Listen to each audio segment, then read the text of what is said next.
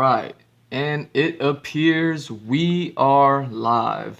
What's up, everybody? This is G Mr. Drew here to welcome you to another episode of the Glowczewski Experience.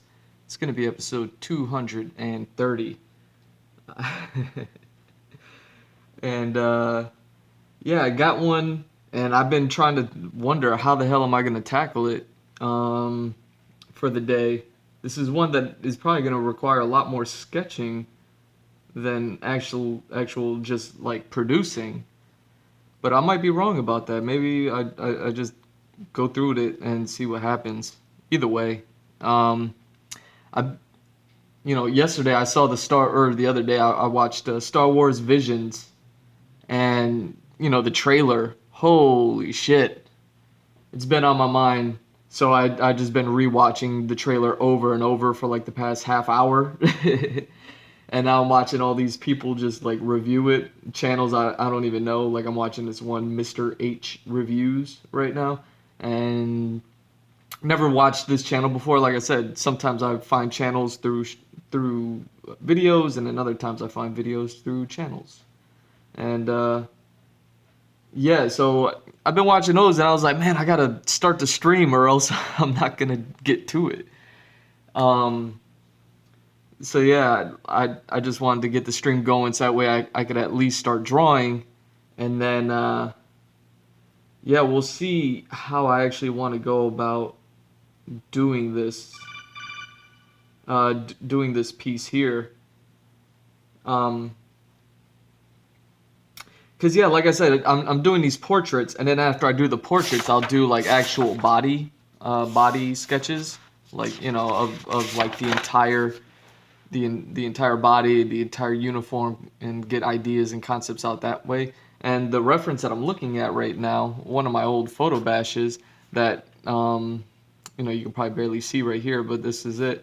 It's like one of clothing, but like there are ideas that aren't here, and I'm like, oh man, I'm gonna have to like put all that stuff in, and or just sketch out a bunch of different options.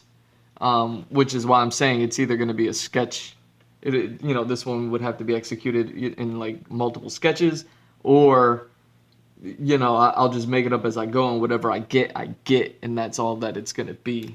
Let me adjust this camera. But yeah, so I'm watching Star Wars Visions. I'm super looking forward to it. I'm super hyped for this thing.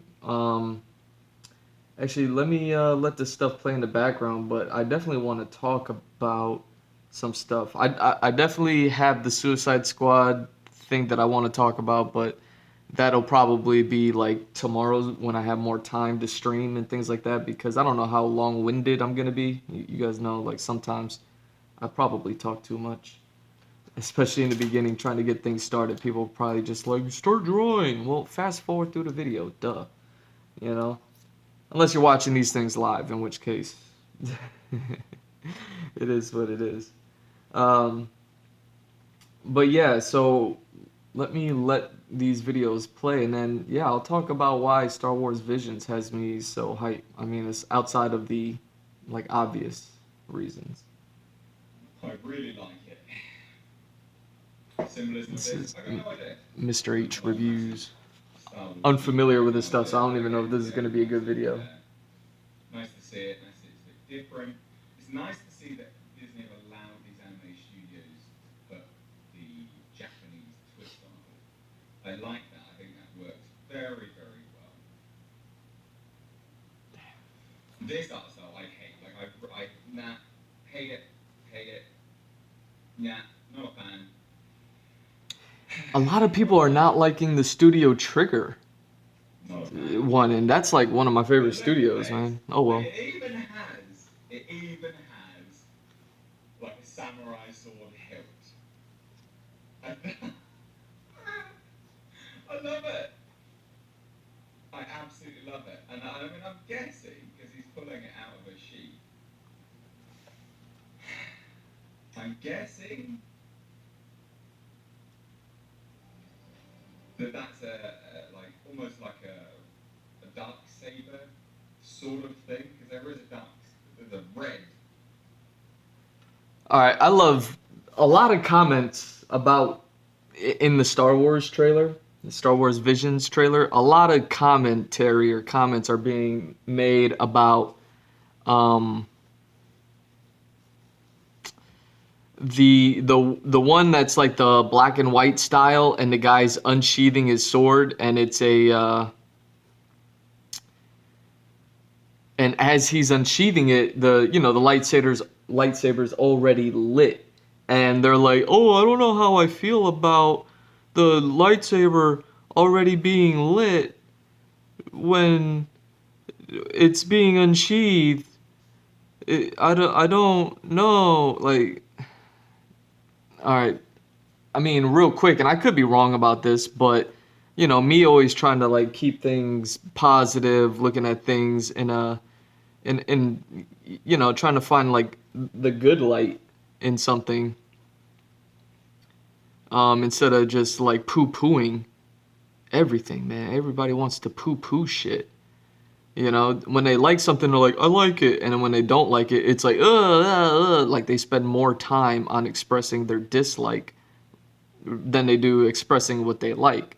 And then they like wrap it up in like, oh, I'm excited. I hope I like it. Like, whatever. And it's like, okay, whatever. But, uh, oh yeah, that's how I want to do this. Okay, I figured out how I want to do this. Cool, cool, cool, cool. I figured out how I want to do this. This is gonna be good. Um, as far as drawing this picture, I know I'm in the middle of talking, but a lot of people are poo-pooing that unsheathing the lightsaber shot, and I could be wrong about this, but I just want to say something about it ahead of time before it comes out, and then I could be right, and then maybe I'm a genius, or I could be wrong, and you know I'm a bigger idiot than I thought. But you know, a lot of people will say like their hobby is drawing. I consider myself like a professional artist, and so it's not really a hobby for me. You know what I'm saying? That being said, it's like, well, I have a job, helps me pay the bills. I do this stuff, and hopefully one day this stuff will get me to a place where I could at least survive on my own without having to have a job. And this would be my primary source of income and be my primary source of, paying my bills and things like that. That's kind of the goal right now. Um, But so it would be easy for people to just look at me and be like, "Oh yeah, I bet his hobby is art." And it's like, "No, I haven't looked at art as a hobby in a long time."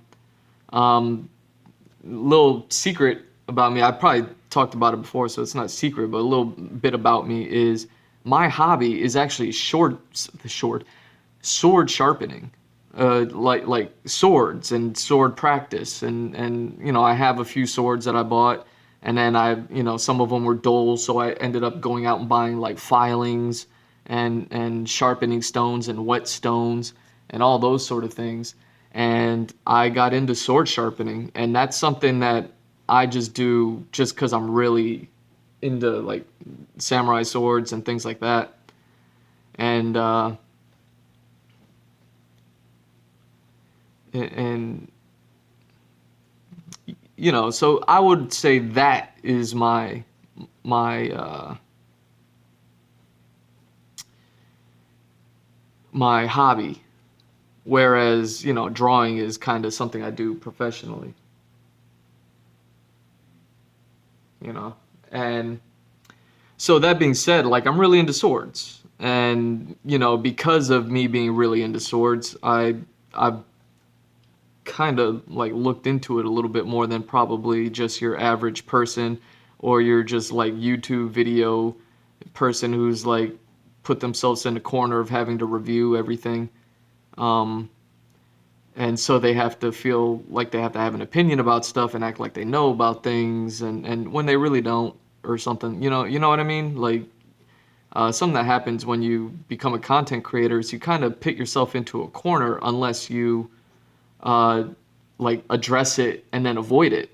and that way you don't pick yourself into a corner, but then you're kind of like all over the place as far as how your content goes, and then your audience is gonna either it's gonna ebb and flow along with that. Whereas if you do just one thing and one thing only, your audience will follow you through that one thing. But now you've put yourself in a position to have to do that one thing um, at the behest of your audience. So it's a double-edged sword. Um, but either way, uh, the I should probably start drawing this stuff.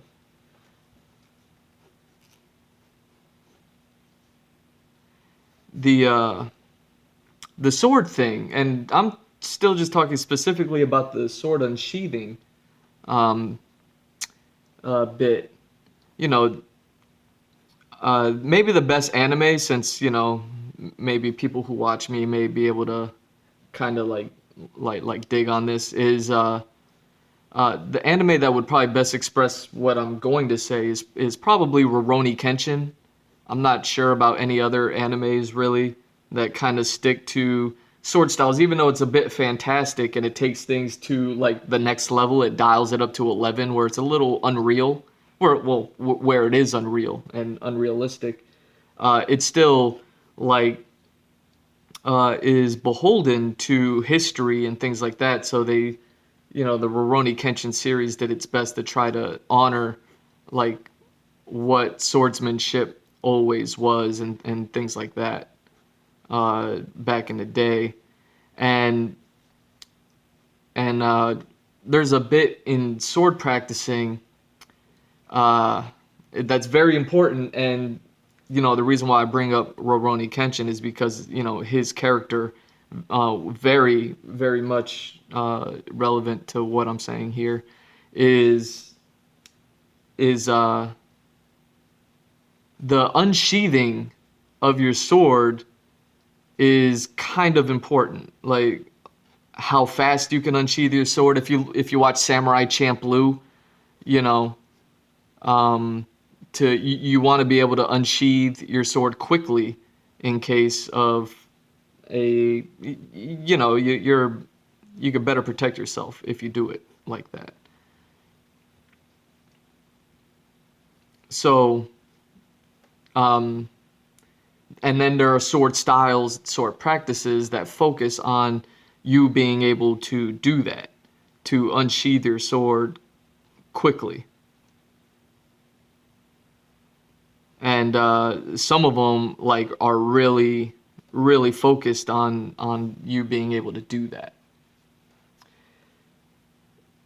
And Rurouni Kenshin, his whole shtick with his Batosai, the Manslayer, and all that other stuff was him being super fast.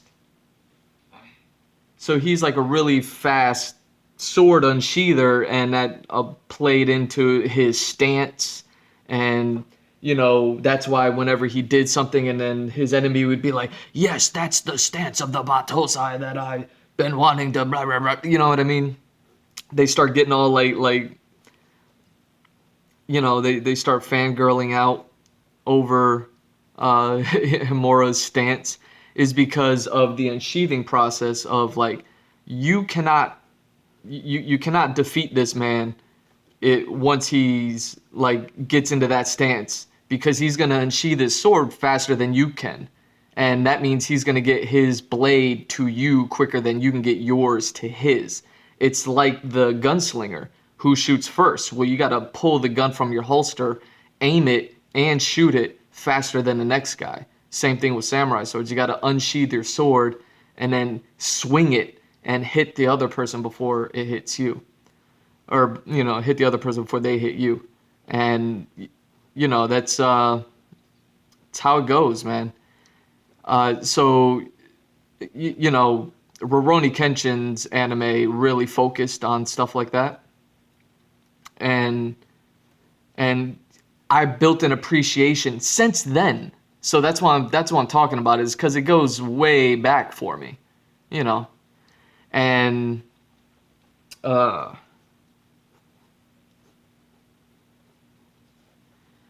So as it goes way back, I've thought about it a lot, probably more than I really need to. And uh,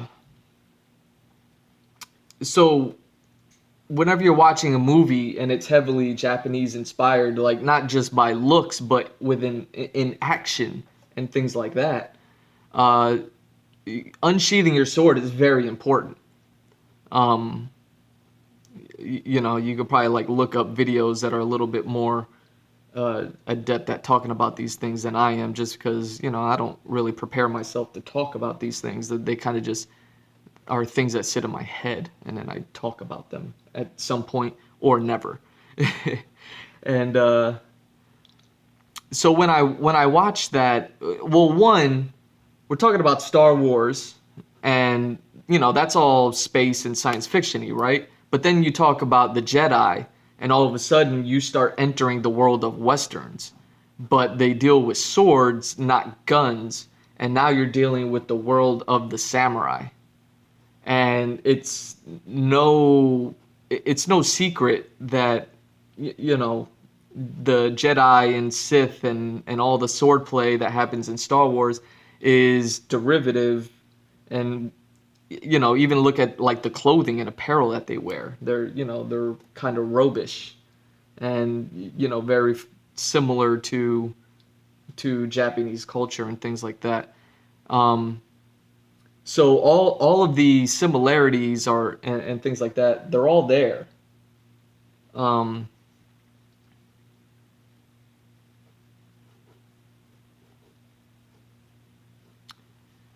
Man, it's hard to talk, think, and draw and not lose my place in the videos and things like that. But so going back to that one shot where he's unsheathing his sword, the way that I'm interpreting that, especially since it's a red saber, I mean you're dealing with a Sith at that point, and Sith are badass. Whatever direction they go with the storytelling, Sith, there can only be one, there cannot be two sort of rules. So you're always dealing with like the baddest of the bad whenever you come across a red saber or a red lightsaber. And and yeah, man, the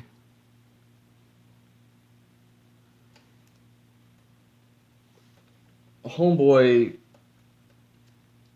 being a Sith and the lightsaber being lit when he's unsheathing it, I don't think is a commentary on the lightsaber always being lit, and when he sheathes it, it's still lit within the sheath. I think it's unlit, and then when he activates it, he's activating it at the same time, simultaneously unsheathing it, and it's to speak to his prowess to be able to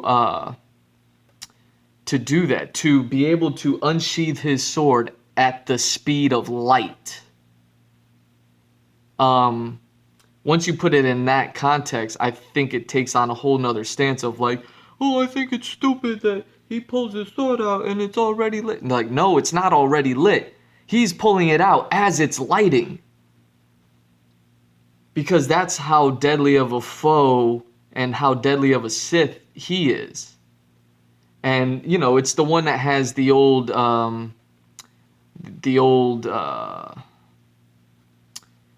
damn it, what's that filmmakers? I have so many of his movies too, and why can't I remember the name right now? I want to say Kanasuba, but not. Uh, Hold on, let me pull up my digital movies so I could look up this director.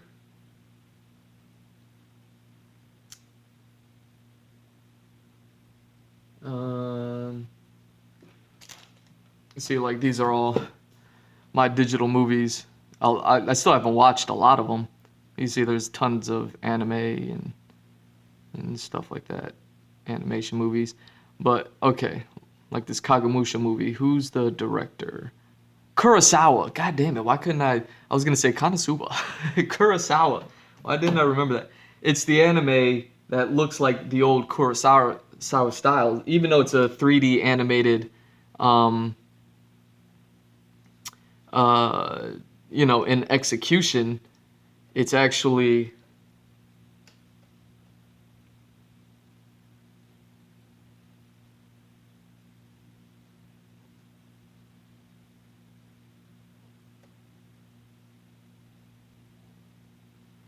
it looks like a manga. It looks like an old Kurosawa black and white film. Like it has all that going. So the themes are all there within that.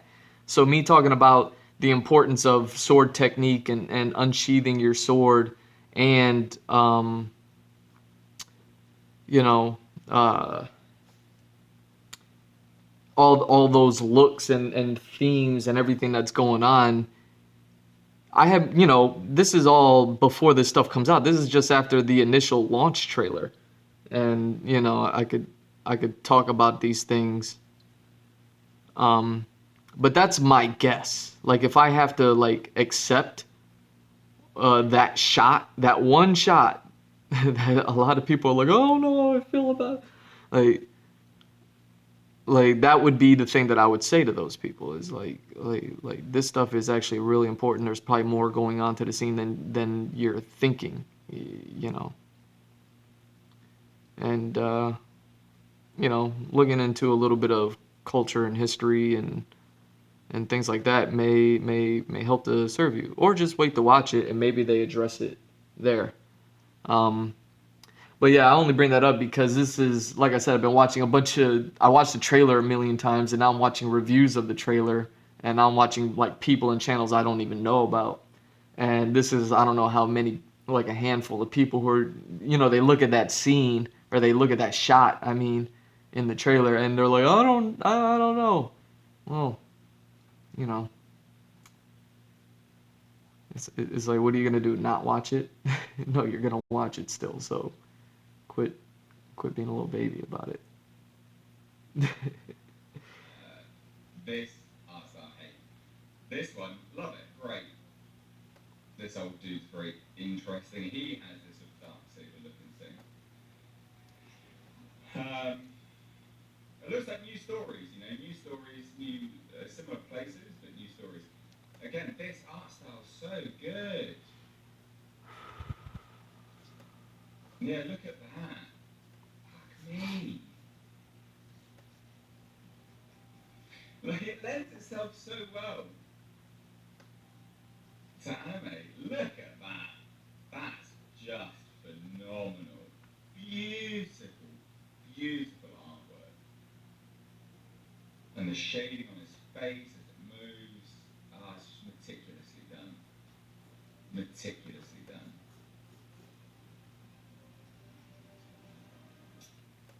Like, this is very Studio Ghibli. I don't actually know who's doing that. They said 7 visionary anime studios. I don't know who they've employed, I can't remember. If anyone knows, let me know down below. This art style, fucking hate it. Hate it. This one's good, but I hate that. This one's not too bad. It's a bit cheap though. Cheap. And Wow. then there was that weird Wow. stories. Cool. It's just like 9 anthologies then, isn't it? I like that. That's what you do. Keep Cheap. this art style's amazing. Call that shit cheap. God damn it. This one's good. Studio Ghibli-esque, sort of. That's what cheaper years, I guess. All right, he keeps using that word cheap. I don't like this. So all these are like renowned animation studios that are working on these things, right? And the way animation works, it's a lot of work. You know what I mean? When it comes down to frames per second, um, especially with the 2D animation stuff.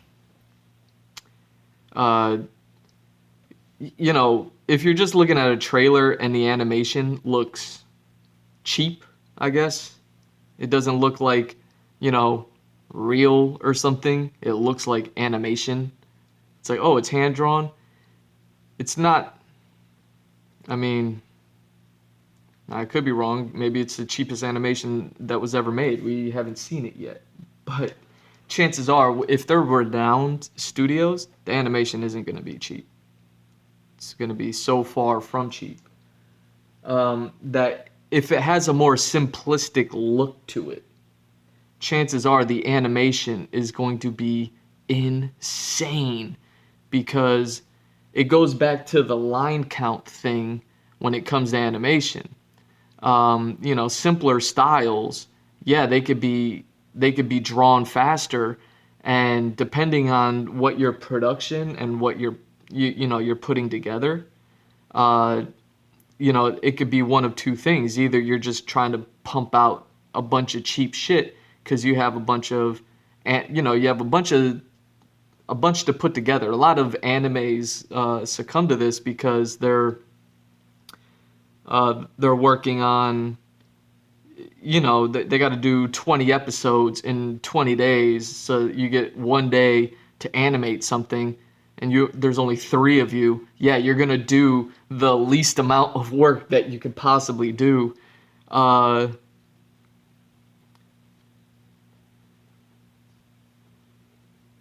the least amount of work that you can possibly do. Um, so that way you can finish it in time. And then there's other studios that, they'll put in that less effort into detailing everything and make it a little bit more simplistic. So that way they can cut down on how much time they're spending on the look of the things, but they could put all that extra production into actually animating it and pushing the animation further. When 3D animation started taking off, a lot of people thought that they could skirt tail around it. And now the animation industry is suffering because of that. And it's like, no, no, no. Like, you can't skip things. You can't skip things and expect everything to be all good. Um, Animation is important, whether it's in 2D or 3D. And just because you built a 3D model and rigged it doesn't mean that all of a sudden animation just happens. It means like, okay, now you got to put in the time and effort into animating. And when it comes to 2D and your line count is now in play and super important and things like that, like, yeah, you want to keep it simple in order to be able to animate more, um, especially for something like these Star Wars Visions. Um, this is kind of reminiscent of one of my most favorite animated movies. I don't even know if you can call it a movie, but I guess you kind of can, or whatever you want to call it, a series of animations. One of my most favorite ever, and it was the reason why I got into the DC animated movies. Let me start shading this now.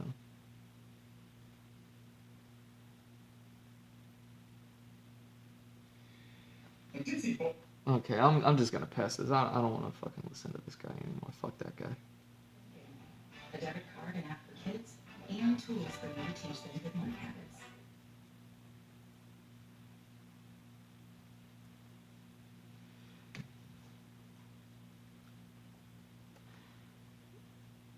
So, all right, now I got. What am I playing? Just so I could say what I got going on right now.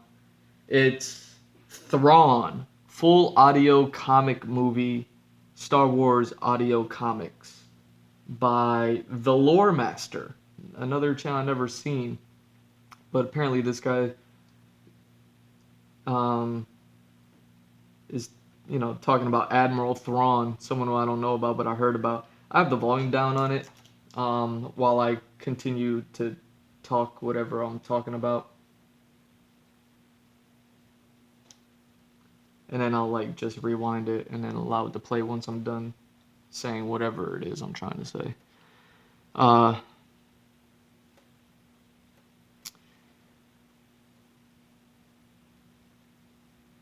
well, I don't even know. I don't even know what I want to say anymore. Oh yeah, talking about my most favorite animation thing that ever happened was or is Batman Gotham Knight. It was one of the first DC animated videos, animated movies that they did before they went into making all the other animated movies. Like I think they most recently dropped um,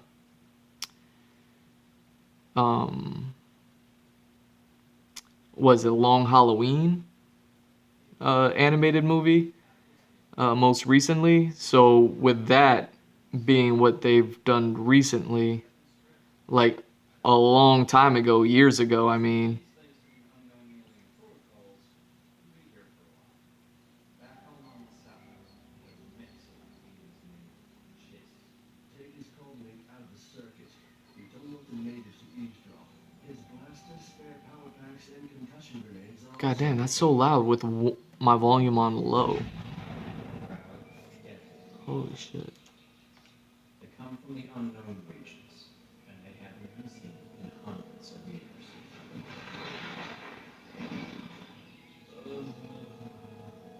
The pilot's blaster, power packs, and concussion grenades are missing again. Looks like everything else is still here, including the body. Tales speak of Chiss unity. Okay. I guess even having it on one volume is too loud, so I'm just gonna turn that off for now. While I talk about Batman Gotham Knight. It's one of the ones that they did a while back, so it's old. I guess it's like an old animation at this point, and because of, for better or for worse, whether people like the animated movies or not, like me, I kind of fell off of them because I wasn't getting a lot of variety out of them. It just started to seem like, even though they were telling different stories, they're all telling superhero stories, which are more or less the same. I wasn't getting what I was getting from it, in the beginning, which was like a really new take on on the old on the old stories. But Batman Gotham Knight was unique because it was animation or anime studios working on Batman. And I would definitely suggest anyone and everyone to go watch Gotham Knight, however you can. I don't know if it's on like HBO Max or if you have to like rent it or just buy it if it's like cheap enough and you can afford it. Just buy it. It's so worth having in your collection. Um, but yeah, Batman Gotham Knight. It's just like the Star Wars Vision. It's a handful of the top anime studios at the time, and some of them being Studio 4C and well, Studio 4C was my favorite one. Especially that was when like Tekken Concrete was coming out and stuff like that, which is probably why they would have been uh, like suggested to work on it and things like that. Um, and then a bunch of other studios. But either way, it's all those little short videos put, compiled together to make one movie, but it's not like consistent. Like it's a little consistent, it's a little all over the place, and it was meant to serve as a in between Batman Begins and Batman Dark Knight. Before we got the Ledger Joker, which goes to show how far back that movie goes. Um, so so yeah, it's old, but because it's animation and it's some of the best animation, like it stands the test of time in my opinion. And yeah, I wouldn't steer you wrong if like you watch my channel, watch my videos, or you're watching this, you're still listening to me ramble right now. I certainly, I imagine we would be into similar things, and I certainly wouldn't want to steer you in the wrong direction. So with that said, definitely go, that Star Wars Visions is basically that. It's taking Star Wars and giving animation studios um, or giving anime studios the opportunity to work on an American product. And like I was saying earlier on in the video, as far as like where the Jedi and everything like that kind of harkens back to Japanese culture. Same thing with Batman, as far as like his training and practicing kung fu and studying under ninjas and things like that. Like, yeah, it harkens back to Japanese culture. So it's like I love it when American properties are noticing the cultural or just giving like cultural respect. I guess I don't know what the term is I'm trying to pull up here, but I think you understand what I'm trying to say. Is like it's cool when the crossover happens appropriately. And this is what it is. And what did Batman Gotham Knight give us? It really opened up because it was so good. It opened up the DC animation to make all the movies that they made now, all the way up until um, most recently the Long Halloween animated movies. So it kicked that off. Like that was the kickoff was Batman Gotham Knight. I think they did like a Justice League movie, animated movie before that, but it wasn't like crazy good, and it was like the first one that they did. So it was kind of a little more of the 90s animation, but then like trying to step away from that and do something a little more cinematic. But you know, animation doesn't, me as an animator, I'm saying like animation doesn't really get the respect that like a live action movie would get. Probably just because of budget and things like that. But if I could only imagine if you ever gave an animation studio a live action movie budget of that same property, like what kind of magic you can actually get from it.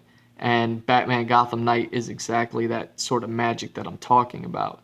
And, I'm just judging from this trailer what Star Wars Visions is going to give us. It's going to give us magic. We're going to want more. And then what's going to happen is, hopefully more of that will happen. Batman or DC is yet to hire more anime studios to work on their properties. I would love to see an anime studio tackle Wonder Woman or Superman or even better like Green Arrow. Holy shit. You know what I mean? Uh Flash and all that other like there's room for all of that. For them to tackle well, I don't need to go around talking about, but you know what I'm trying to say, man. Fucking get anime Lobo? Are you kidding me? So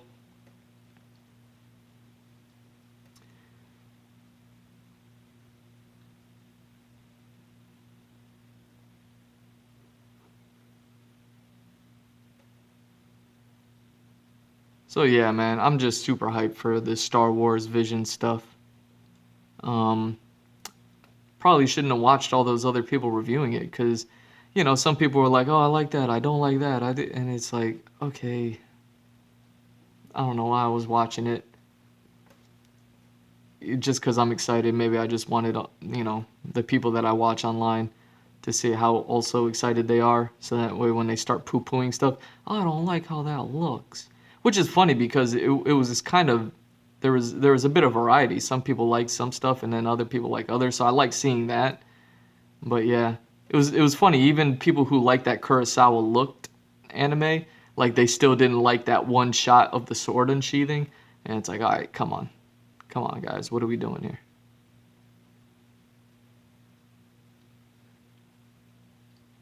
Um, but yeah, I can't wait for that. I hope this just opens the door for like Star Wars to start one animation studios being able to do whatever the hell they want and really open up the Star Wars universe um, to be what it is, which is more than just the Skywalker saga. You know what I mean?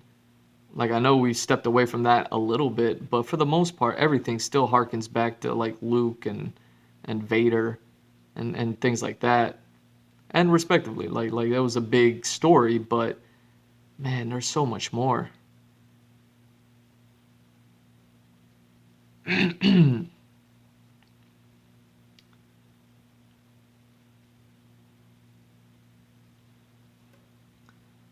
Yeah, there's so much more that could be done.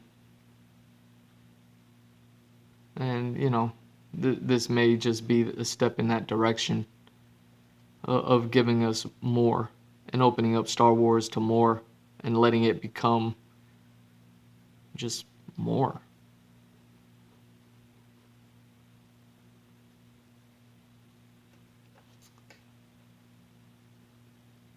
But if they go like the DC route and then they use like the popularity of Japanese animation to just do this one series and then, you know, just let that be the thing to open up the door for American animation studios to then start pumping out more Star Wars animations that of like lesser quality just because it was like, well, we got everyone's attention now, let's give them something. And then they start giving them like the less produced stuff. You know, that'll be disappointing. Like that's what happened with DC animation. I hate to say it that way because it makes it sound like I don't like it. There's certainly value in it, but God damn, I need a drink. Oh wait, didn't I make coffee? I think I made coffee and I'm not drinking it. Hold on.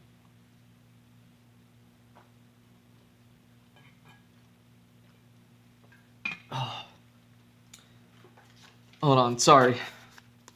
Let me.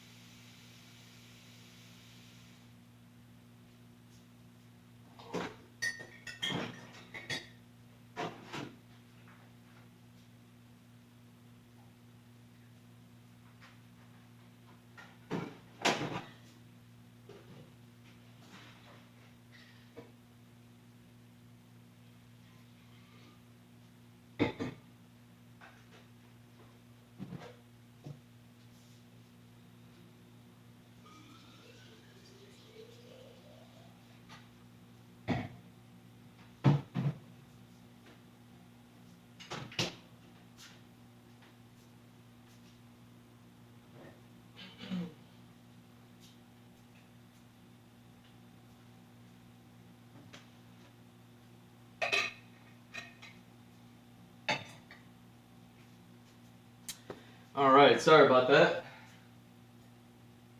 Let me go refill my water and get this last cup of coffee. The coffee's probably cold or lukewarm at this point, but let me drink with my left hand, draw with my right, and pray that I don't do anything stupid.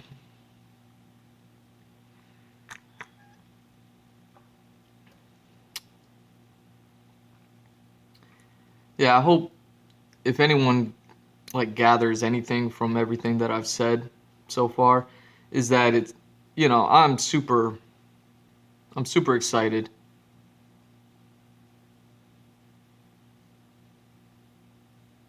Super excited for these Star Wars visions. I really, I'm always on the positive mind of like it's going to be the beginning of something beautiful. Like maybe when these short movies, these short animations, we don't know how long they're going to be, but I imagine they're probably only going to be like 20 minutes, like a 30-minute episode show or something. It appears 7 studios, 9 episodes. So,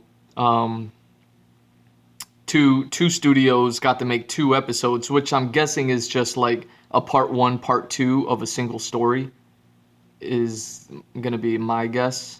And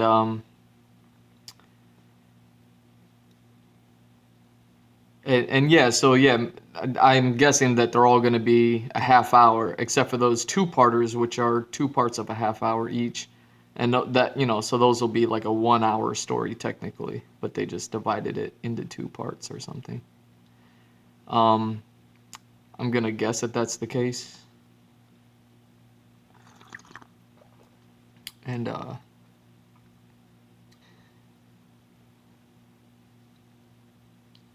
yeah, hope like what I wanted from DC. Well, I didn't even want it back then because I didn't know that, animation studios could take on an American property like that. Like when you say it and it's happened, it's like, oh, well, of course they can. But like before then, it hadn't really happened, you know? So it wasn't something that you knew you wanted, and it certainly wasn't something that you knew to expect to have more of. But it was like, well, if they did it and it was so good, why wouldn't they do it again?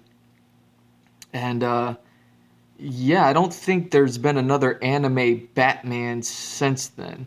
I'm sure there's been something close, but I don't think there's been.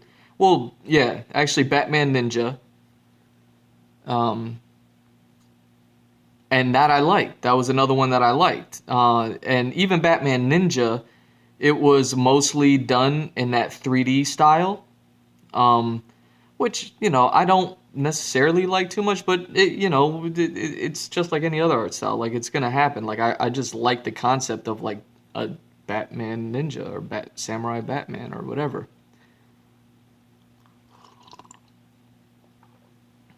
I the concept alone is enough for me to watch it. So whatever style it comes in, well, that I'm just gonna have to accept it at that point, you know. And but other than that, like that's two movies over the course of like 10 to 15 years. It's not that much, you know? And personally, man, I like get me that shit, you know?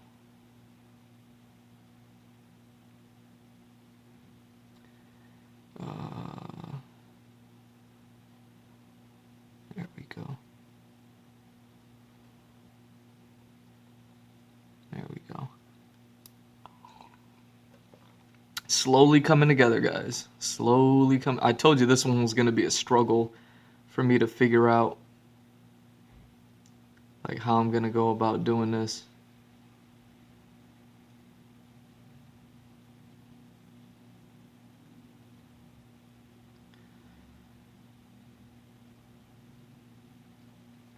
But it's slowly coming together.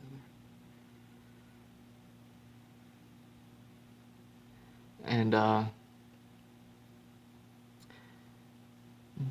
but yeah, when I saw that how good Batman got, Gotham Knight was, I was just like, "Oh my God, we're going to get like they're going to have to give us more of this." And they really haven't, you know.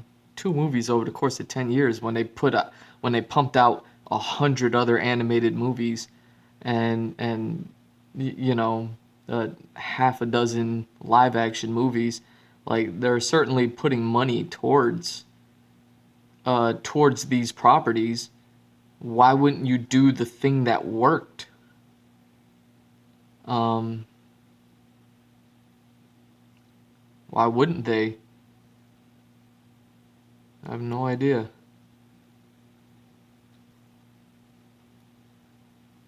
So it's a bummer.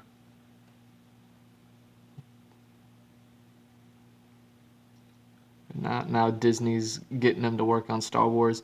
I really hope it's super successful. I hope everyone loves it. I hope it's all good and everyone's happy and it's all like great reviews. I mean, we're talking Star Wars fans, so you know,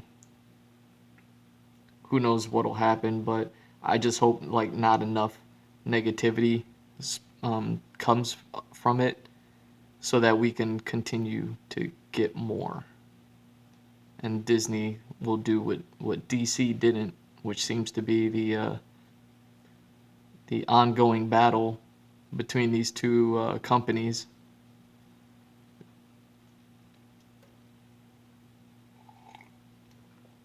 and be like, oh wait, DC didn't rehire these people after all this success. Okay, watch what we're gonna do. you know. Um, but yeah, that's what I hope to gain from these things.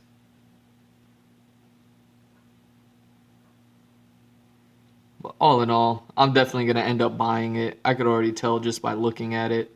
I mean, I'm super hyped for the Studio Trigger one. I'm gonna buy Studio Trigger anything at all times. You know, I have like a bunch of their Kill la Kill art books with, all the pencils and stills and, all the animation that went into, and character sketches and portrait and all that stuff. Like I have all that.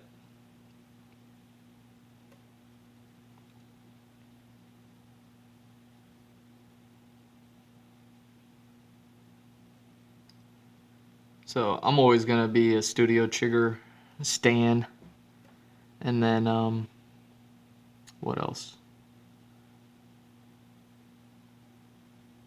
One looks like the Afro Samurai look, which I'm loving. Like they have this one. It's probably gonna end up being my favorite, but I don't know. Where it's the old man, the creepy old man who's like going in for a kiss with the young Padawan. I'm guessing that story. I don't know how it all works out, but it looks like it starts off with the master and the young Padawan, and the master's taking the Padawan out for like maybe finishing his training. And in order to finish his training, he's like, you got to go fight this Sith hermit over here and defeat him. And if you defeat him, you can call yourself a master, a Jedi master or something. You know what I mean? So it looks like that's what it is, because it ends up with the young Padawan fighting that old Sith guy. But I feel like it was a part of his training, and it's like, hey, you defeated the Sith. Now we can go. Now we can go to Sizzler. Now we can go to Disneyland. But if not, you might die, or something. Like it looks crazy, unless it's going to be one of those serious stories of like, oh, nah, the Sith guy killed the master, and now this is the Padawan going out for revenge, and revenge being a part of the Sith's building block. It's like, yeah, I killed your master. Now you're here to kill me. There could only be one. There could never be two. And the Padawan wins using the Sith, uh, using the dark side or something, and then he's gonna be like, ha ha ha, you might have defeated me, but the dark side lives on. I will forever be a part of you. Some old, weird, creepy shit, you know? I think that might be the one I'm gonna be looking forward to the most. As much as I'm liking the twin battle for the Studio Trigger, because they're always gonna deliver something epic. Um,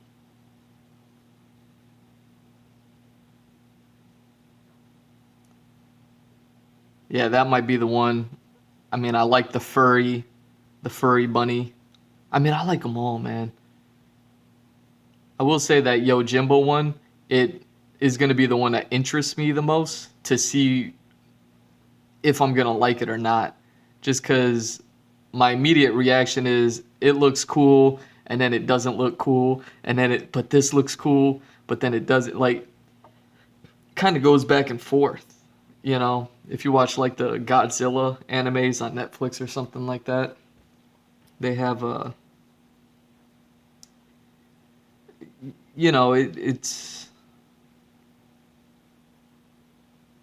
it's just like minimal animation, but it's in 3D and it looks good, but the facial structures and the facial animations will be kind of plain or something.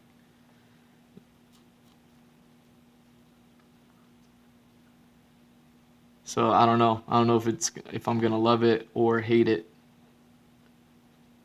But So that's gonna be the one I'm gonna be looking forward to.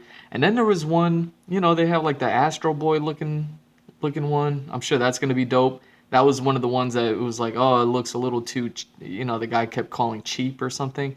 It was like, no, it's just minimal effort, so that way they can maximize on the animation. It's like minimal effort on the character design and the look of the animation in order to maximize the uh, the animation. They could really make these things with a little bit of detail like really move, you know? Which, if you have like, I don't know, man. Oh my god, I'm so hyped for this shit. And I think it's coming out soon. Like what, like a month or two? So we're gonna get that, and then we're gonna get Boba Fett at the end of the year. Like, are you kidding me? So, so yeah, they're gonna do what they do. Like I said, I just hope it's like super successful, and then it convinces them to do more anime.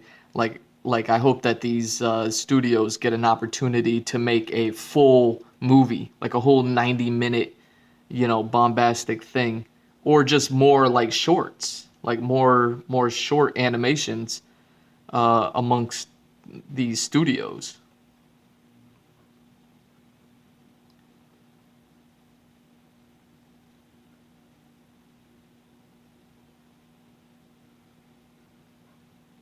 Instead of it just like never happening again, like the Batman thing went. Anytime I think of Batman Gotham Knight, I can never stop thinking about the Tekken Concrete one. And basically, it was a bunch of skateboarder kids skating around Gotham, and then they started talking about stories of Batman. And it was like three kids, so they told three short stories within a short animation. So you can imagine how much was just packed into this episode or whatever you want to call it. And all three kids had like different takes on Batman. So you got these three separate you got Batman broken up by his three building blocks. One of technology, where he was kind of like a robot, and then one because he has all the gadgets and shit, and then one where he was more like a shadow moving across, like he was like a demonic shadow, because it was like, oh yeah, you never saw him. He kind of just appeared out of nowhere, and he was so creepy, scary, and then he disappeared back into the shadows. You never saw him, like, so they had him looking like that, and it was like, yo, man. And it was all animated like Tekken Concrete, so it was another simplistic style, but highly like really animated. Again, I love that shit. That's the one that I always think about, but they had a bunch of dope ones, you know.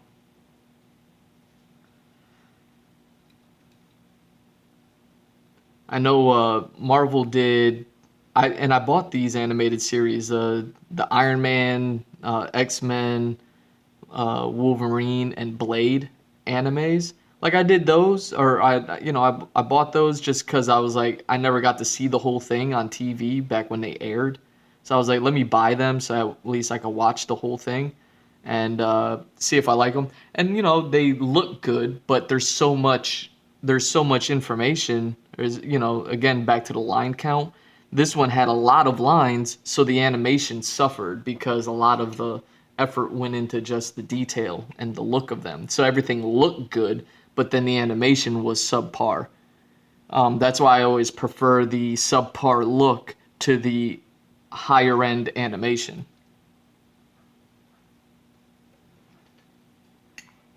Oh, what time is it? Oh, okay, I got some time. Maybe I'll ink this. Does that sound good? Anyways, let me stop talking about Star Wars and Batman and all that stuff. Like, let me put on just whatever this uh, General Thrawn comic thing that I'm watching, whatever it is. Cargo is extremely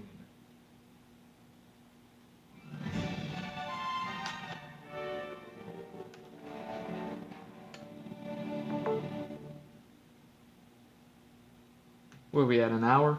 Tight. Yeah, maybe I'll start inking now.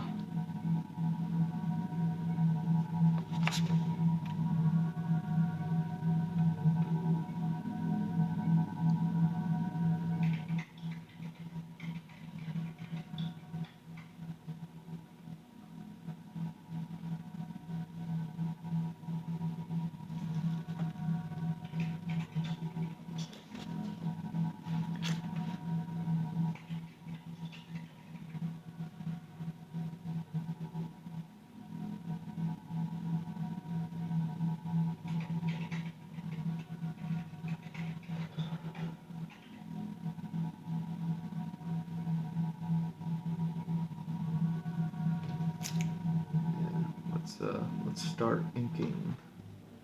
Grab my brush. It could be a variant of the sophisticated, sir. Some of the words are familiar and the syntax is right. Second script? I've never seen it before. Which means, thanks to the unknown alien protocols, we'll be here for a while. Back home on the south, the myths of beings named Chiss. Take his commlink out of the circuit. We don't want the natives to eavesdrop. His blasters, spare power packs, and concussion grenades are also missing. Proud, deadly warriors. They come from the unknown regions, and they haven't been seen in hundreds of years. The pilot's blaster, power packs, and concussion grenades are missing again. Looks like everything else is still here, including the body. Tales speak of Chiss unity, military morale, What the? cleverness, tactics, maintaining control of the situation. Smart stormtroopers should be more than enough to handle one incident. What the? It is said that Chiss united the promises. We found the body of one of them. All commune channels are out, Captain Park. Enough is enough. There are 17 stormtroopers beating the bushes out there. We call them all. We are pulling out. What about the hunt? The unknown alien protocols require us to study it. True, soldier. But they don't require us to study it here. Halt! Identify yourself. Once they set their minds to something, they succeed or die in the attempt. Welcome aboard the Venator-class Star Destroyer Strike Fast. I'm Captain Park. Do you speak basic? Nume Ongavir, sad Visti Ongavan Gun. You asked him whether he spoke Sibesti, I assume. Yes, sir. My apologies, Captain. I just thought the stories all say that the Chiss used Sibesti in there. The what? Cadetvantum? The Chiss.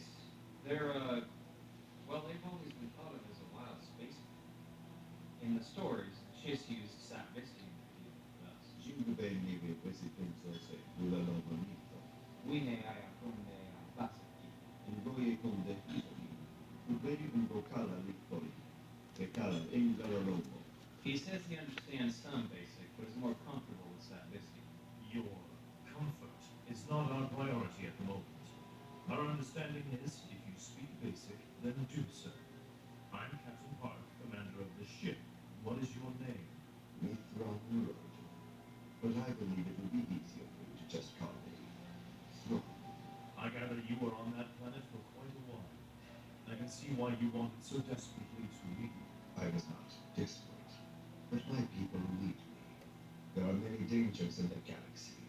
Dangers to my people. Dangers to yours. You were shipwrecked? I was.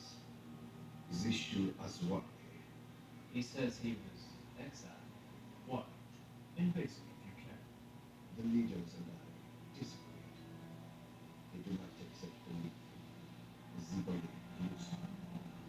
They don't believe in preemptive strikes. You seem to know something about his people. Not really, sir. We have stories about the Chiss. More like myths, really. They're supposed to be some of the greatest warriors who ever lived. Have you had any training in teaching or tutoring? Nothing formal, sir. I'm on track for my march to become a supply officer. My family's in the shipping business, and they thought, As of this moment, you are assigned as liaison, translator, and aide to our prisoner. You'll also be coaching him in basic. He has the fundamentals, but he needs a more extensive vocabulary. Any questions? No, sir. Actually, yes, sir, I do. Why does he need to know basic? Aren't we putting him back on the planet? No. We're taking him to Coruscant. I believe the Emperor will be interested in meeting him and learning about these shits. That'll be another of your duties. Learn as much as you can about him, his home world, and his people. I myself, Chiss, and never have I heard of any of my people with their mystical powers. I told you, the stories are barely above the level of myth. But you asked to hear it. I appreciate your willingness to share. One may learn a great deal about a people by the stories they tell. And what have you learned about humans? I misspoke. Apologies. I meant to say I could learn about one person and the stories he chooses to tell. And what have you learned about me? That you do not wish to be here. You do not wish to act as translator and assistant. You certainly do not wish to act as interrogator. Who said I was an interrogator? You wish to return to your numbers and inventory lists. That is where your talents lie, and where you desire your path to lead. Fascinating. I suppose that being from a race of legendary warriors, you find logistics and supply chain ridiculous. Do you? Of course not, because I know better. My family has done that kind of work for 3 generations. I'm just doing it for the Imperial Navy now instead of for my own family. I presume you are good at it. I'm very good at it. As soon as I finish my last term, I'll be guaranteed an assignment aboard a ship. Is that what you wish? Absolutely. What I don't know is why you care about me. I'm sorry. I meant no harm. I was merely interested in you, as I am interested in everything about your empire. But why me? You never asked about Captain Park or any of the other senior officers we met, or even about Emperor Palpatine or the Imperial Senate. You are my translator. You hold my words in your hand, and their meanings. They are not connected to my immediate survival. You are.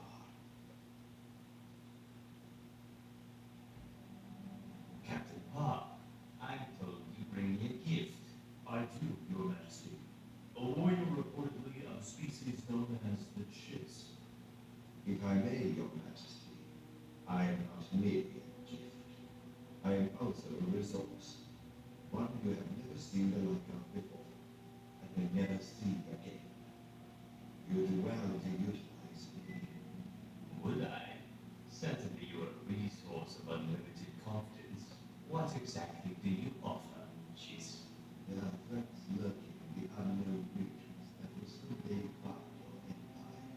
I am familiar with them. I offer my military skill to utilize in making plans to seek out and eliminate these dangers. And what exactly do you wish from my empire? A state of mutual gain. I offer my knowledge and skill to you now, in exchange for your consideration to my people in the future. You stated that your people exiled you. They are still my people. And when that future comes, what if I refuse to grant that consideration to your people? Then I will have gambled and lost. But I have until that time to convince you that my goals and yours do indeed coincide. Tell me, if you served the Empire, yet a threat arose against your people, where would your loyalties lie? Which of us would command your allegiance? If I were to serve the Empire, you would command my allegiance. What guarantee do you offer? My word is my guarantee. Perhaps your servant can speak to the strength of my power. My servant. Perhaps I said incorrectly that was your servant. Yet he always served my transit power.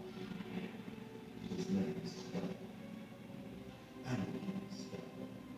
Interesting. And your name? Meet Rondo. So it was you. When Captain Park's message arrived, I hoped it was. Jedi Skywalker survived the war then. Sadly, he did not. I mourn his passing. He was a most kind man, equine. Courageous. courageous for me. I had hoped to meet him again. Most courageous indeed. But before his death, he detailed for me the circumstances of your meeting and spoke highly of your abilities. So you wish to become my advisor on matters of the unknown regions? My home is lost to me. Jedi Skywalker services are lost to you. If you wish my direct service as a replacement to his, then I am honored to offer it. There is only one favor I ask in return, Your Majesty. Speak, Ithram. I am still inexpert at your language. I would request that my translator be transferred to duty at my side. This is he, It is, Your Majesty. Cadet Eli Banjo. Captain Pod. How much longer does Cadet Banto have before graduation? 3 standard months, Your Majesty. We were scheduled to return him and his fellow cadets to Myanmar. You will return the other cadets as planned. Cadet Banto will remain on Coruscant and finish his training at the Royal Imperial Academy. Yes, Your Majesty. I'll inform Admiral Fox of this change. You're damn lucky the Emperor's taken a fancy to you. Though why, I can't guess. Foster's message said you were some kind of fancy-faced soldier already. All you need is a little orientation and Imperial procedure, equipment, and terminology. That's 6 months for it to roll. Probably 2 years for cadets from the back end of Mirror.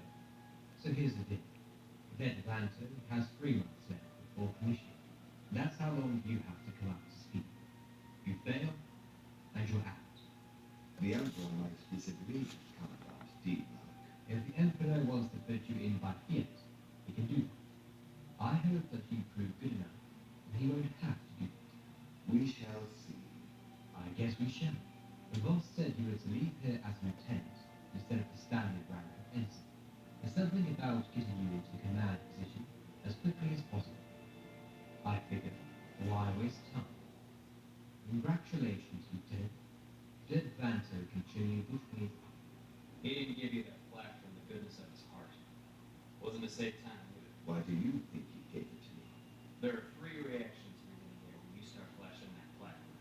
1, some students and instructors will see you as Genmar's pet and resent you for it. What is a pet? In this case, slang for a favorite student. That group will resent you for all the privileges they assume you're getting. 2, some will see you as a failed officer who's been sent back for a refresher. That group will treat you with complete contempt.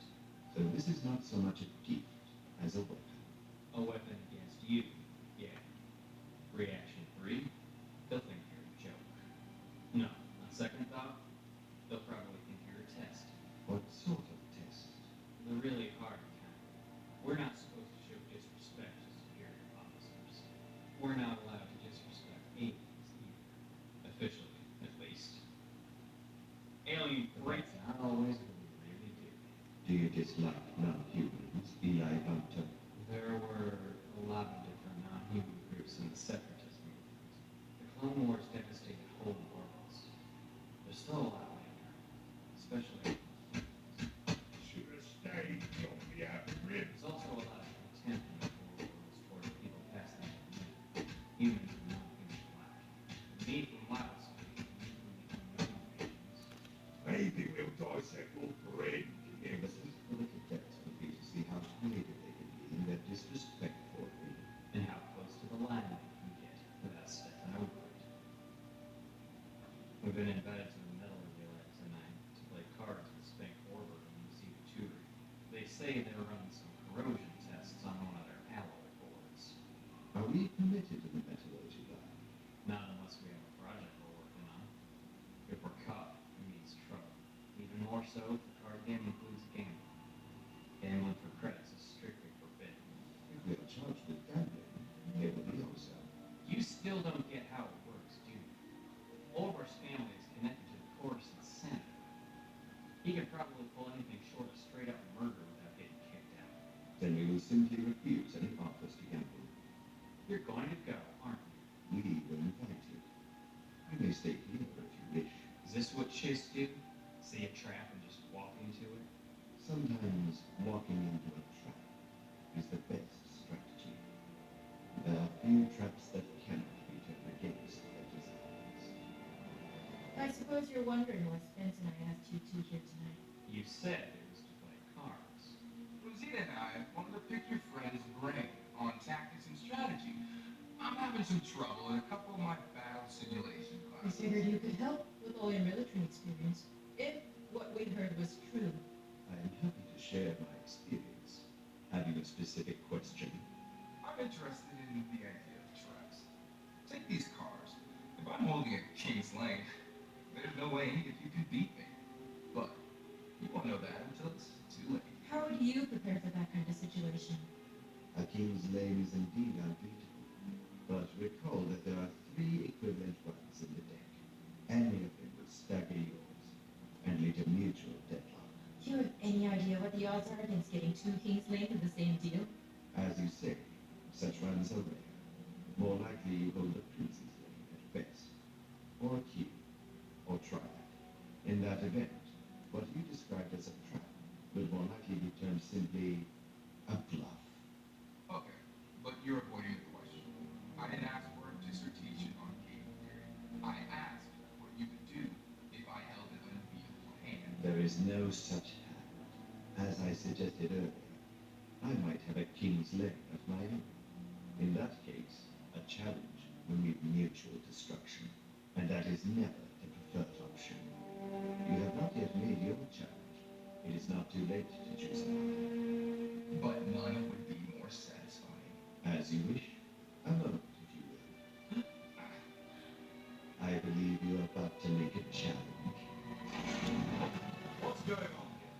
Cadets Orbar and Toro are running a test, sir. My translator and I are observing their progress. Lieutenant! Very well. Carry on. There is no guarantee winning hand, Cadet Orbar. I suggest you not forget that. Well, that was fun. So you knew he was gonna pull that? You yourself suggested this tactic this afternoon. What did you learn tonight? Anticipate your enemy. Figure out what he's doing. And try to stay a step ahead of him. A step ahead or to the side. When an attack comes, it is usually best to be out of the target zone, if possible. Yes, I can see how that could be handy. Though I guess you can't always choose. Hey, kid! If he's too injured to complete his training, he had no choice but to drop out. The Emperor's grand experiment failed. And that be free. Back to my last plan. What the hell am I thinking? Hey, you! Bright eyes! Hey, what's going on here? Run! Are you all right? I'm fine. You? My injuries are minor, despite appearances. Your assistance was most timely. Thank you. Sorry I couldn't do more. I was on the wrong side of the hedge. I gather you heard them coming? There is a particular trait all predators tend to use. A balance between silence and speed. Humans use a version of this trait. Thanks for getting me out of the way. I've had just enough training to know I'm not very good at this. You are welcome. And now I believe it is time for us to see Commandant Deviar. All right. Cadets Obar and Turi set out the assault, you say. Did you actually hear them calling in the men who attacked you? No, sir, we didn't. But the comlink record should give you the necessary indicators. Yes, they should. Unless the assailants were an entirely separate bunch. They were not. They came across the southwest corner of the parade ground, moving with speed and stealth. The only way for them to have independently identified us was with electro binoculars. Which none of them had. Obar's family has a lot to say about what happens on Coruscant. I've put up with Obar's antics for almost 4 years because of it. They would not risk going outside their closest circle of friends. I assume those suspects would be from the same social level as Cadets Orbar and Toro. If you're suggesting I'm going to look the other way on this, Cadet, I strongly suggest you revise your thinking. Yes, I am concerned about the potential political fallout, but I can't let this slide, and I won't. I'm gratified to hear that, Commandant. Let me then suggest an alternative means of action. After the attackers had Man, all this stuff is a little too cerebral for me. Starfighter pilot training. You I'm don't going want the to movie explain changed. every Pilot single training is step that I hardly what make. I consider punishment. It is not intended to be. All three show the aptitude and aura necessary for fighter-craft pilots.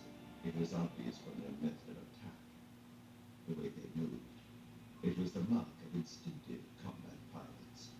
I believe the Starfighter program at the Skystrike Academy is equally capable to the one here at the Royal Academy. The Sky Strike's far better with pilots than we are, and there's no reason to tell Oban or Toby where their fellow conspirators appear to. Is there? I would suggest that the three begin their new training Nugitatu. Is there a word in basic for that? Yes, incommunicado. Can they be held incommunicado, combat? On Sky Strike. It's hard not to be communicative there. And you're right. I imagine even Oban might learn to behave himself after three of his conspirators disappeared without a trace. For a human like Cadet Orvar, this uncertainty will prove a useful lesson. One can hope he will take it to his core and become a better person and officer. It's worth a shot, if you're sure you want to do it this way. Allow me to state it more strongly. If you bring the attackers to court-martial, I will not testify against them. Is this how you do things in the unknown regions, Cadet? Bypass the laws and regulations and get what you want through blackmail or extortion? We attempt to solve problems. This is the solution that is best for the Empire as a whole. That a new lieutenant like Elor gave you at the graduation ceremony? Evidently, he forgot he had already given me one. I guess you can keep the other one as a souvenir. Or find another use for it. Interesting. I am to be second weapons officer aboard the Byzantine-class cruiser, Glowczewski. Nice. And you? I presume you asked for a supply officer position. I did. Good chance I got it, too. Bigger ships are always hurting for supply personnel. The Blood Crow? Aid to Lieutenant Thrum? Lieutenants don't get aid, ever. You set this up with the Emperor, didn't you? The Emperor does not speak to me, nor have I spoken with him since my first day on this world. This didn't happen by accident. You must have said something. What was it? The Blood Crow is scheduled for duty in border sectors where Cybisti may be spoken. I merely pointed out it might be beneficial to have two officers aboard who understand the language. If you wish, I will refuse to accept you in that position. No point. The Navy doesn't change orders just because junior officers don't like them. When you're an admiral, we'll see what you can do. Very well. I shall strive to achieve that rank as quickly as possible. Chists do not make idle boasts or promises. Once they set their minds to something, they succeed. Or die in the attempt. Ron, do you mind telling me what this junk is doing taking up space on my ship? The parts were in a scrap market we investigated for smuggler activity, Captain Glowczewski. They are antiques, remnants of the Clone Wars. I know what they are. Droideka, two buzz droids, half a staff. Is that part of a hyperdrive ring? These aren't antiques, Lieutenant. This is junk. And Virgilio let you bring this stuff aboard? Captain Virgilio permitted me to purchase them, yes. As I'm not fully familiar with the technology of that era, I hoped to gain insight by studying them. And maybe get them working again? I can see brand new components on those buzz droids. You may have noticed that Virgilio isn't captain anymore. I am. And I don't care about his pet projects. I run a clean ship. I want this garbage docked before your next watch. Clear? Yes, Captain. Although, may I offer an alternative? All property aboard an Imperial war vessel is under the control of the commander. The buzz droids are Mark I, quite rare and apparently quite valuable to collectors. Collectors. People with more money than brains. Mark ones, you say? Well,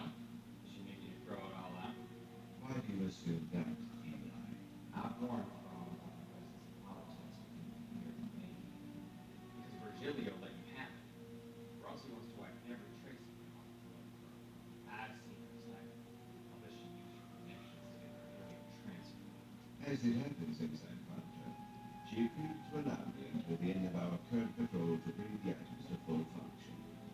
We saw hints of that political influence during Warburton's catch. Generous of you.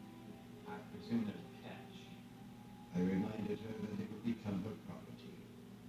I also mentioned that the buzz droids are Mark I models.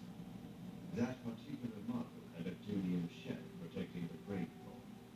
It was removed in later versions. The high value of the metal meant that the cost outweighed the defensive benefits. Brown made believe he could get by with Mayor alone. Dad always put on extra security whenever we were lucky enough to carry a freight of duty. Rossi has no doubt congratulated herself on putting one over before I need a weapons officer. Hopefully she won't figure out that the buzz droids are already fully operational. She'll probably take them right now. That doesn't mean politics can't directly affect him. Both of us. If I understand correctly, the most disagreeable part of retrieving the Tabana gas cargo is the dust. Yes, sir. Tends to get everywhere. Everyone hates retrieving static box cargo. I'm sure that's where Rossi puts you in charge, Lieutenant.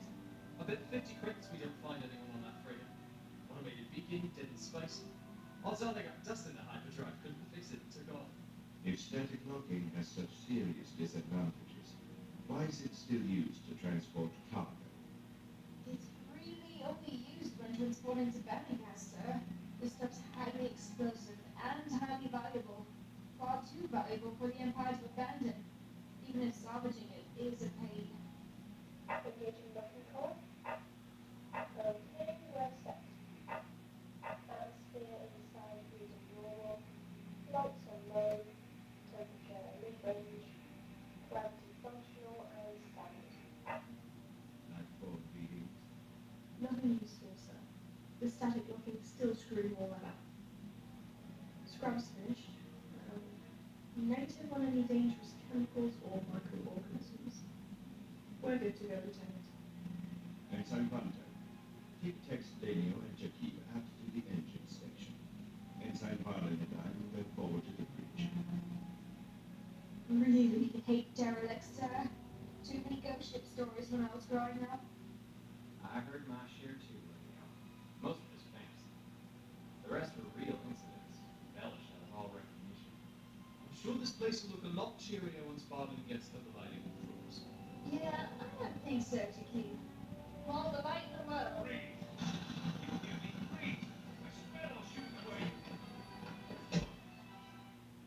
Lieutenant, may I present Naval Sigma? He apparently mistook us for someone else. Did he? Whom did he mistake us for? Please believe that I thought we were attacked by pirates. Who were they? Did they mention any names? No names, at least nothing I heard. I sort of ran. I hid in the captain's storage locker. I know what you're thinking. I'm a coward. Should have stood with the others, fought. And then they took them, all of them. I heard someone say they were headed back to their base to get a slicer to keep the ship running. What happened to the hyperdrive? I've got Linear checking it out. Best guess is someone locked it down before the pirates could get to it. Yes, that was it. Captain Fitz locked the hyperdrive. I heard them threatening her. I heard screams. You thought we were the returning pirates? Yes, I was scared. Didn't focus on the uniforms. When I saw who you were. I guess I'm lucky you didn't shoot me before the blaster. Imperial officers have better self-control than that. Orders, sir? Report the situation to Captain Rosie. Inform her I will make a thorough examination of the ship. Stay clear of the power compartment, sir. The antenna locks show a bad leak in the main reactor. Oh, yes. Don't go in there. Sorry. I should have warned you about that. Tell Captain Rosie I recommend bringing a full operational crew aboard while we attempt to restart the hyperdrive. If we are unable to do so, I recommend disengaging the stack box and transferring the Tabana cylinders to the blood probe. Yes.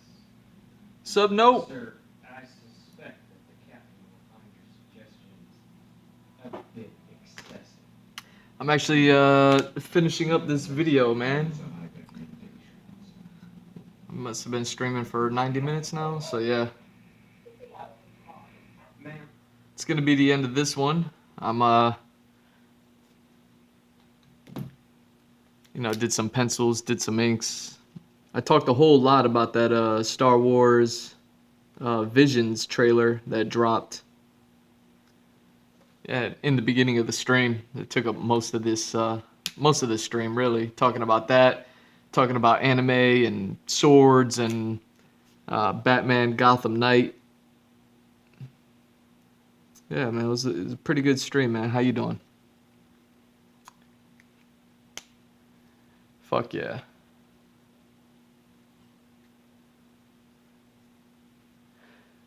So yeah, that's gonna be the end of this one. So when I come back tomorrow, I will color this one in. I'll probably do a variation of this, and then move on. So for the next couple of days, let's hope. Well, I'd like to just bang out a whole bunch of streams and finish up this page. So what do I have? Like 8 more squares to fill up. So hopefully in the next couple of days, I'll have this page done with, and then we can move on to either full body sketches, or I can continue the weapons sketches that I started off stream last week sometime, and I can continue working on those sort of things. But yeah, man, if you want, since I'm about to end this, you can go back and rewind after I'm done here and check out in the beginning everything, or not. It's whatever. It's all good. But thanks for stopping by though. And for everybody else, man, thank you for watching. Thank you for making it this far. You are all saints. I'm G Mr. Drew. It's at G Mr. Drew on all social media. Follow, like, and subscribe. Any and all support is appreciated. If you like everything that you see here and the way I piece all this artwork together, you can hire me. You can commission me on Fiverr, and a bunch of options there and everything like that. I'd love to put together something dope for you for existing characters or your own OCs, anything like that.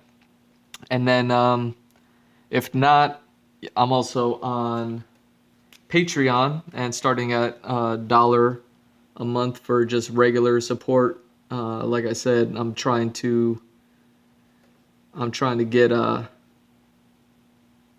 get independent, so that way I could spend more time on this stuff. So yeah, that would definitely help. But you could also commission me on Patreon, starting at $3 a month. I can get you annual character portraits and things like that, and it all goes up from there. There's a bunch of options, a bunch of tiers, and everything like that on my Patreon. So for sure, go check those out.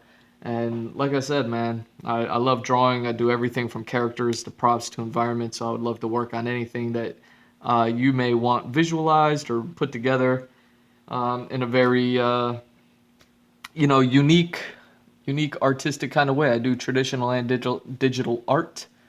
So yeah, man, hit me up, let me know. Other than that, man, I want to thank everyone for watching. I love you all. It is Andrew Glowczewski Experience episode 230, doing this character portrait. I like the way it came out. I wasn't sure how I was gonna do it, based on the whatever that I have here, the reference photo badge that I had for this character. But I don't like this anymore, so I was like, let me do something that I can actually work with, that's relevant to everything that I've done for this character so far. And yeah, man, this is definitely came out real nice. So I'll use the colors as the reference over here, and yeah, that'll be on the next stream. Either way, love y'all. Peace.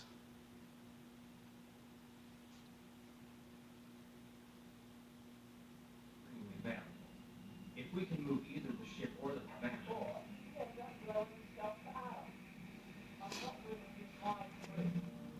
Did I not?